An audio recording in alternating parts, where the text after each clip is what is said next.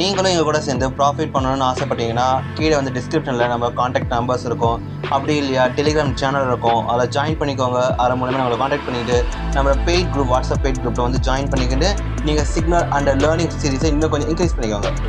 Subscribe பண்ண மறந்துடாதீங்க. நம்ம